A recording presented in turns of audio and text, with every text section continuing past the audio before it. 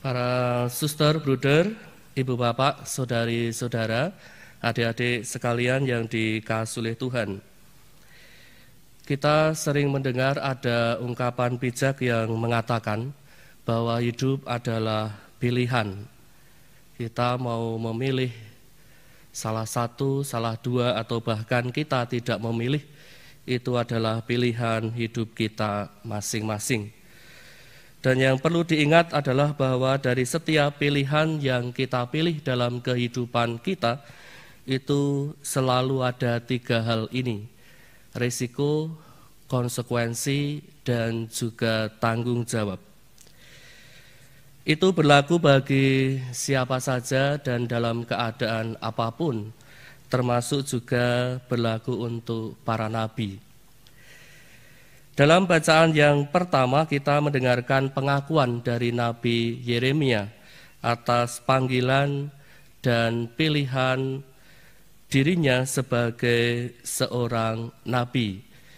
Saya katakan panggilan dan pilihan karena Nabi Yeremia itu dipanggil Allah, tetapi juga dirinya sendiri mengiyakan panggilan Allah itu untuk menjadi seorang nabi. Sebagai seorang nabi, Nabi Yeremia memiliki tanggung jawab untuk mewartakan kebenaran. Dan konsekuensi dari pilihan itu adalah Nabi Yeremia harus siap untuk dimusuhi. Dan yang paling jelas, bahkan Nabi Yeremia itu dimusuhi, difitnah, dijauhi oleh sahabat-sahabatnya sendiri.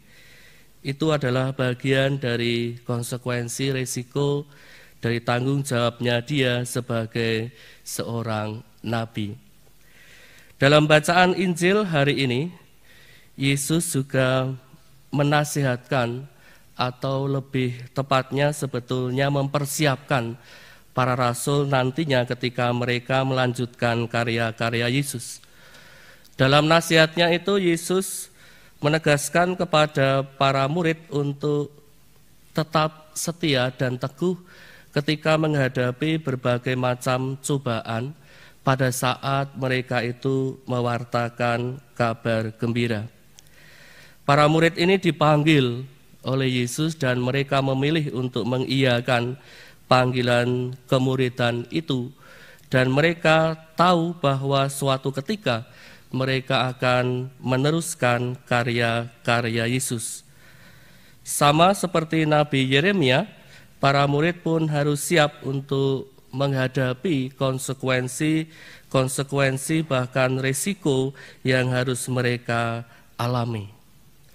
Bapak, Ibu, saudara-saudariku yang dikasihi oleh Tuhan, dalam nasihatnya itu Yesus sebetulnya mau memberikan suatu sabda penghiburan yang isinya kurang lebih ada dua.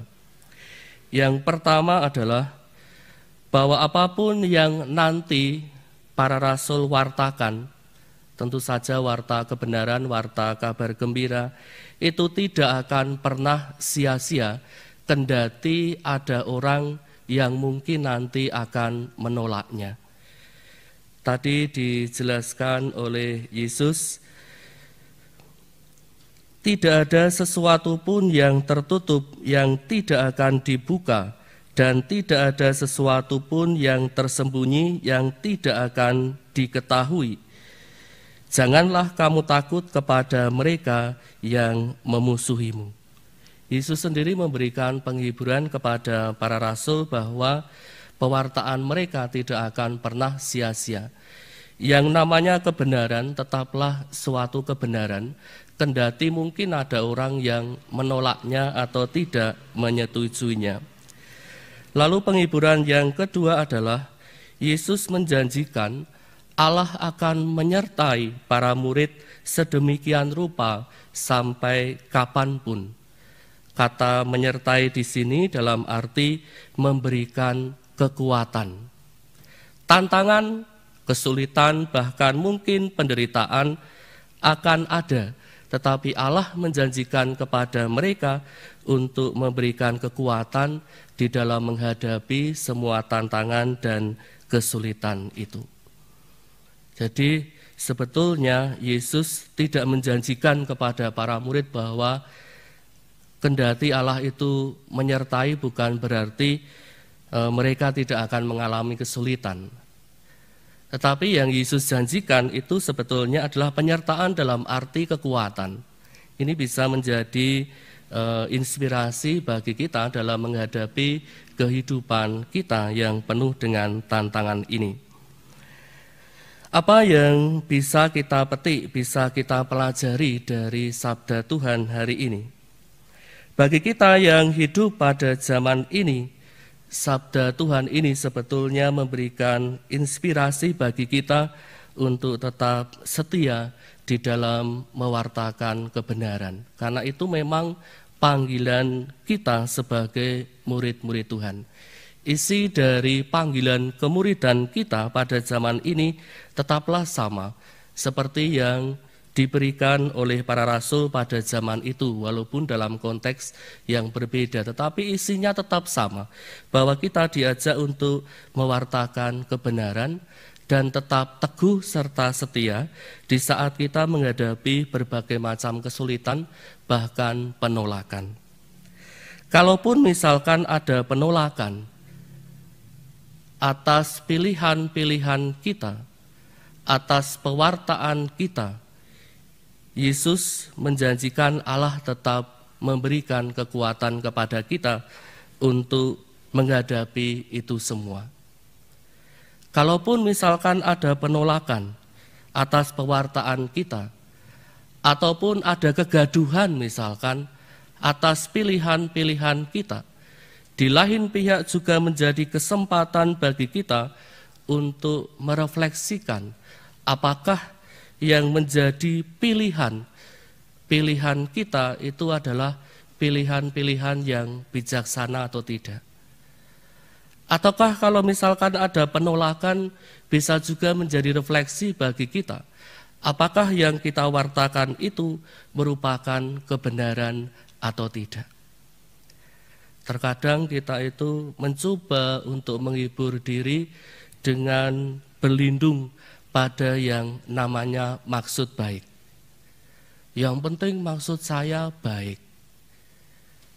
Hal itu perlu kita lihat lebih jauh, apakah memang yang kita maksudkan itu baik tidak hanya untuk diri kita sebetulnya, tetapi lebih-lebih bagi orang lain.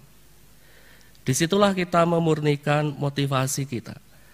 Terkadang karena kita berlindung pada yang namanya maksud baik, kita seringkali tidak menyadari bahwa ada kalanya pilihan-pilihan hidup kita itu membuat kegaduhan. Nah, disitulah kita itu sebetulnya merefleksikan apakah kita itu sudah bijaksana untuk setiap pilihan hidup kita. Baik itu kegaduhan dalam lingkungan keluarga kita masing-masing, atau kegaduhan dalam lingkungan gereja misalkan. Nah, itu menjadi refleksi bagi kita. Kita tidak hanya berlindung pada yang namanya maksud baik, karena yang namanya kebaikan itu tidak hanya mengandalkan maksud baik, tetapi cara atau sarana yang kita pakai untuk mencapai tujuan itu juga merupakan suatu kebaikan. Semoga rahmat Allah membantu kita untuk itu. Kemuliaan kepada Bapa dan Putra dan Roh Kudus.